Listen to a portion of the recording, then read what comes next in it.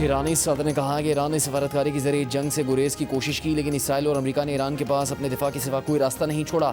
ईरानी सदर मसूद पेज़ेश्कियान ने पड़ोसी मुल्कों के सरबराहों के नाम पैगाम में मजीद कहा कि ईरान अपने पड़ोसी ममालिक की खुद मुख्तारी का एहतराम करता है।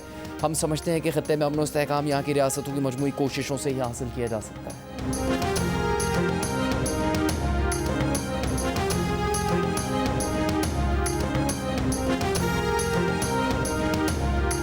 ईरान के शाह ड्रोन्स अमरीकी फ़ज़ाई दिफा के लिए बड़ा चैलेंज बन चुके। मुमकिन है तमाम ड्रोन्स को रोका ना जा सके। अमरीकी हुकाम की कांग्रेस को बंद कमरा ब्रीफिंग में मौजूद दो ज़राए ने CNN को बताया कि वज़ीर दिफा पीट हेग्सेथ और chairman joint chiefs of staff general Dan Caine ने तस्लीम किया कि ईरानी ड्रोन तवक्कुल से ज़्यादा बड़ा मसला पैदा कर रहे हैं, जिन्हें बैलिस्टिक मिसाइलों के मुकाबले में रोकना ज़्यादा मुश्किल है।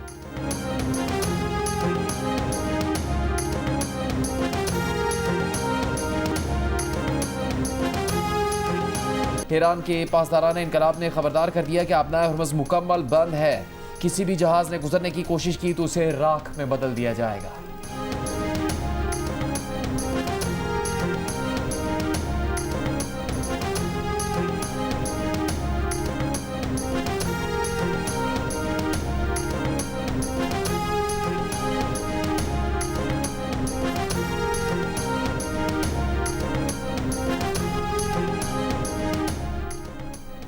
अमरीका ने श्रीलंका के करीब ईरानी जंगी बहरी जहाज को निशाना बनाने की तस्दीक कर दी। अमरीकी वजीर जंग ने कहा कि बहरे हिंद में अमरीकी आबदोज ने ईरानी जंगी जहाज को डुबो दिया, साथ ही मजीद हमलों की धमकी भी दे दी। कहा ईरान पर मजीद हमलों की नई लहर जल्द शुरू करेंगे। अमरीका इंतहाई दुरुस्ती के साथ हदफ को निशाना बनाने वाले बमों का लामहदूद जखीरा इस्तेमाल करेगा।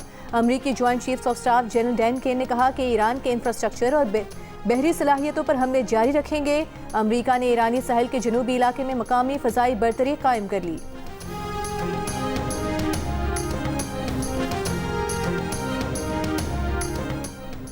इसराइली फौज ने तेहरान पर हमलों की नई लहर शुरू कर दी। तेहरान में ईरानी इलाका तैयारे को मार गिराने का दावा। इस्फहान में ईरानी बैलिस्टिक मिसाइल तनसीब को निशाना बनाया। ईरान की आबदोज समेत कई बहरी जहाज तबाह करने के दावे। 5 रोज से जारी हमलों में ईरानी शोहदा की तादाद 1045 हो गई। आलमी जौहरी तवानाई एजेंसी ने कहा कि अमेरिका और इसराइल के हमलों में ईरान की किसी जौहरी तनसीब को नुकसान नहीं पहुंचा। ईरानी तनसीबात से ताबकारी का खदशा नहीं है।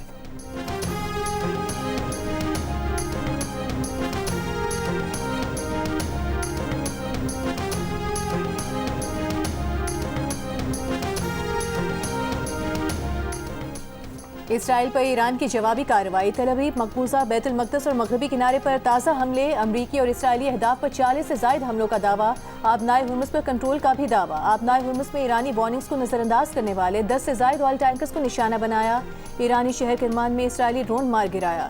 ईरानी फौज का मशरिक़ वुस्ता में अमरीकी फौजी अड्डों पर हमलों में 160 अमरीकियों की हलाकत का दावा।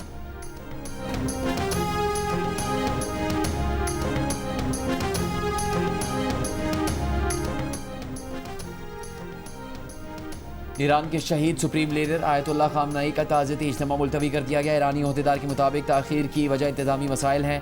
ताज़ियती इज्तिमा में मुख्तलिफ सूबों के लोगों की जानिब से तकरीब में शिरकत की दरखास्तें भी मिली। इससे पहले ताज़ियती इज्तिमा आज रात ईरान के इमाम खुमैनी हॉल में शेड्यूल था, जिसे 3 दिन जारी रखने का प्रोग्राम था। अब नए वक्त का ऐलान बाद में किया जाएगा।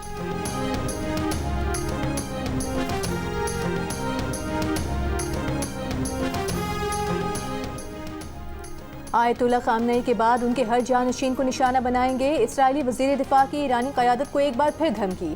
कहा कि इसराइली वज़ीर आज़म ने आयतुल्लाह खामनेई के किसी भी जानशीन को निशाना बनाने के लिए फ़ौज को तैयार रहने की हिदायत कर दी है। ईरानी अवाम की रजीम के उखाड़ फेंकने और तब्दील करने तक अमरीका के साथ मिलकर ऑपरेशन जारी रखेंगे।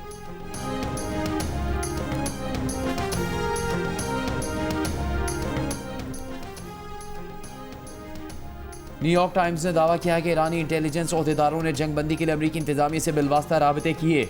सीनियर मुशीर आयतुल्लाह खामनाई मोहम्मद मुखबिर ने कहा कि ईरान अमरीका के साथ मुज़ाकरात नहीं करेगा। ईरान के अमरीकियों के साथ किसी भी शक्ल में कोई राबते नहीं हैं।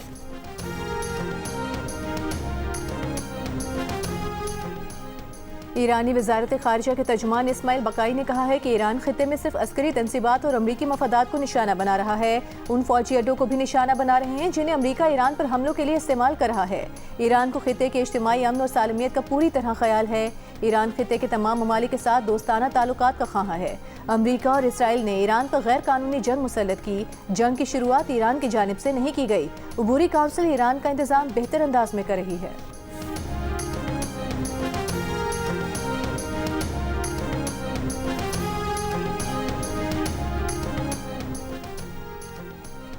मशरिक़ वस्ती और अफगानिस्तान की सूरत हाल पर हुकूमत की पार्लियामेंट का मुश्तरका इन कैमरा इजलास बुलाने की तजवीज़। वज़ीर-ए-आज़म हाउस में पार्लिमानी लीडर्स और सियासी जमातों के सरबराहान को सिक्योरिटी सूरत हाल पर इन कैमरा ब्रीफिंग। वज़ीर-ए-आज़म ने मशरिक़ वस्ती की क़यादत से राबतों पर एतमाद में लिया। ज़राए के मुताबिक बिलावल भुट्टो ज़रदारी ने पाकिस्तान की खारजा पॉलिसी को मुतवाज़न अंदाज में चलाने पर जोर दिया। मौलाना फजलुर रहमान ने PTI और अपोजिशन जमातों को भी ब्रीफिंग में शामिल करने का कहा। जियो न्यूज़ से गुफ्तगू में वज़ीर-ए-आज़म के मुशीर राना सनाउल्लाह ने कहा, इन कैमरा इजलास में अस्करी क़यादत ने बताया कि ईरान से पहले भी राबते किए और अब भी राबते कर रहे हैं। कोशिश है कि गलतफहमी दूर हो। खलीजी ममालिक पर ईरान के हमले नहीं होने चाहिए। अमरीका को भी बावर करवाया जाए कि ईरान के साथ मुआहदे में पेशरफ्त के बाद हमले का जवाज़ नहीं बना।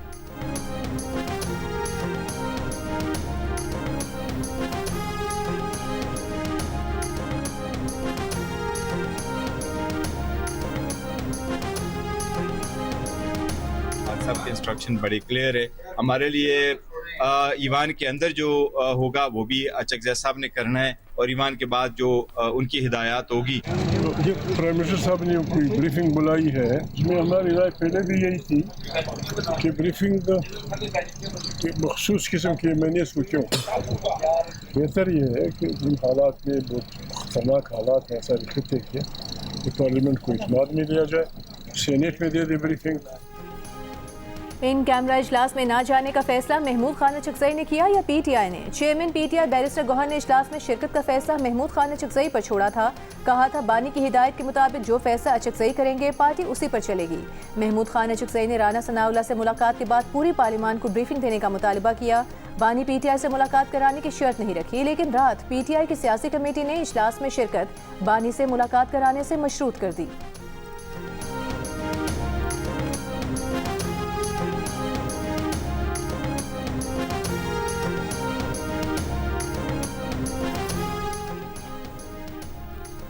वज़ीर-ए-आज़म शहबाज शरीफ का लबनान के वज़ीर-ए-आज़म नवाफ सलाम से टेलीफोनिक राबता। वज़ीर-ए-आज़म शहबाज शरीफ ने लबनान पर इसराइली जारहियत की मजम्मत की। लबनान पर इसराइली हमलों में कीमती जानों को ज़िया पर इज़हार अफसोस। पाकिस्तान का लबनान की खुद मुख्तारी और सालमियत की मुकम्मल हिमायत का यादा। पाकिस्तान और लबनान के वज़ीर-ए-आज़म का खत्ते में कशीदगी पर इज़हार तशवीश। दोनों रहनुमाओं का ईरान पर इसराइली हमलों के बाद इलाकाई सूरत हाल पर तबादला ख्याल। दोनों वज़ीर-ए-आज़म का फौरी जंगबंदी और डी-एस्केलेशन पर जोर।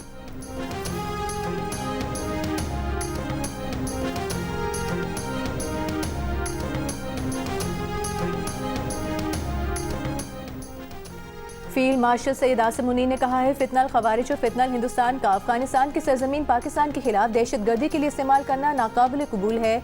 इस जानिब से पैदा होने वाले हर खतरे को खत्म करने के लिए ज़रूरी इक़दाम किए जाएंगे। दोनों जानिब अमन तभी कायम हो सकता है जब अफगान तालिबान दहशतगर्दी और दहशतगर्द तंजीमों की हिमायत से दस्तबरदार हों। फील्ड मार्शल की वाना जनूबी वज़ीरिस्तान के दौरे के मौके पर गुफ्तगू। फील्ड मार्शल ने मगरबी सरहद पर मौजूद सिक्योरिटी सूरत हाल और ऑपरेशनल तैयारियों का जायजा लिया। फील्ड मार्शल को मगरबी सरहद पर सिक्योरिटी सूरत हाल और ऑपरेशन गज़ब-ए हक पर ब्रीफिंग दी गई। फील्ड मार्शल ने अगले मोर्चों पर तैनात अफसरान और जवानों से मुलाकात की। फील्ड मार्शल सैयद आसिम मुनीर ने शोहदा की यादगार पर फूल रखे और कहा शोहदा की कुर्बानियाँ पाकिस्तान की सलामती और इस्तेकामत की बुनियाद हैं।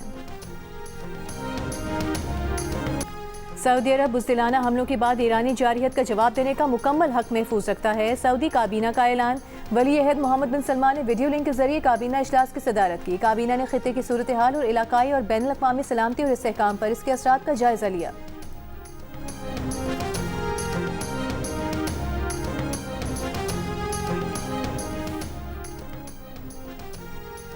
भारतीय मशकों के बाद वापसी पर भारतीय समुद्री हदूद के करीब ईरानी जहाज़ पर अमरीकी हमले पर भारतीय सियासी और दिफाई हलकों का तशवीश का इजहार। भारतीय अपोजिशन जमात कांग्रेस की हुकूमत पर शदीद तनकीद। कांग्रेस रहनुमा पवन खेड़ा ने सवाल उठा दिया कि क्या भारत का अपने पड़ोस में कोई असर नहीं बचा या भारत ने खामोशी से इलाका वाशिंगटन और तल अवीव के हवाले कर दिया। भारतीय सहाफ़ी राजदीप सरदेसाई ने कहा कि ईरान की जंग भारत के एक कदम मजीद करीब आ गई। भारतीय सहाफ़ी सुहासिनी हैदर ने कहा कि ईरानी बहरी जहाज़ को जंगी मशकों के लिए भारतीय बहरिया ने दावत दी थी। वो भारतीय वज़ारत ख़ारजा की जानिब से इस मामले पर जवाब की मुंतज़िर हैं।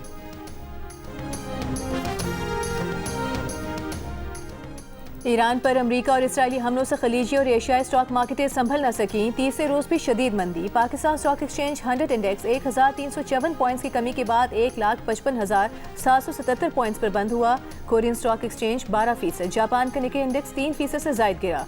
दुबई के DFM इंडेक्स में 4.71% की कमी हुई। अबू धाबी का ADX 3.32% गिरा। ब्रेंट खाम तेल की फी बैरल कीमत $83 तक गिर गई।